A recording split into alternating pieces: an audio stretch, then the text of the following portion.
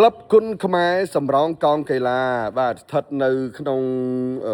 ភូមិសម្រងកោងឃុំអូតបងមួយ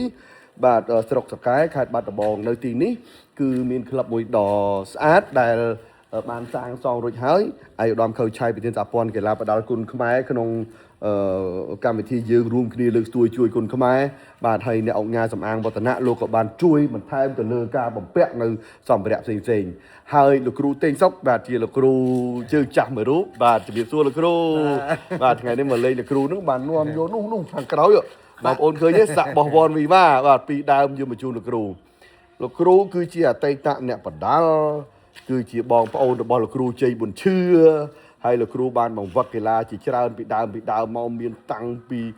ប៉ុងសមិទ្ធលីភាផ្សេងហ្នឹងបាទចៅផលឌឿឆៃមាសឆៃម៉ៅឆៃ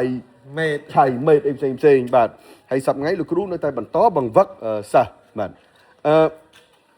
រួមវីដេអូខ្លីនេះគឺសម្រាប់ឲ្យបងប្អូនតាមដាននៅ LTNG News បានមានវីដេអូវែង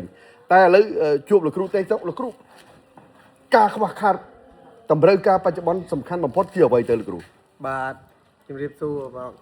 ណែខ្ញុំមករឿងការខ្វះខាតទី1ការហូបចុកក្មេងវាមកស្នាក់នៅយើងវាខ្វះទាំងអាការហូបចុកដូចជាអង្គស្អីចឹងទៅមហូបយើងថាយើងវាយបានលុយ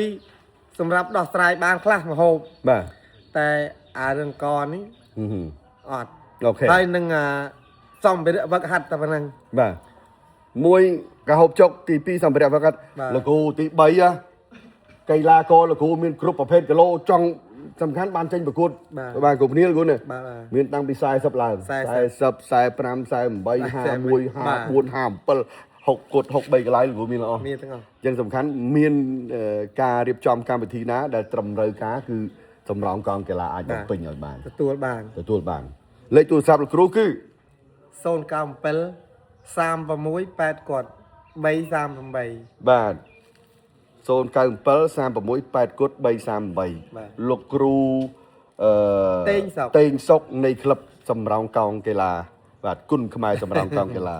ចឹងអរគុណលោកគ្រូបាទបងប្អូនសូមតាមដានបន្ថែមសម្រាប់ការសម្ភាសពេញរបស់ខ្ញុំជាមួយនឹងលោកគ្រូនៅ LTNG News បាទ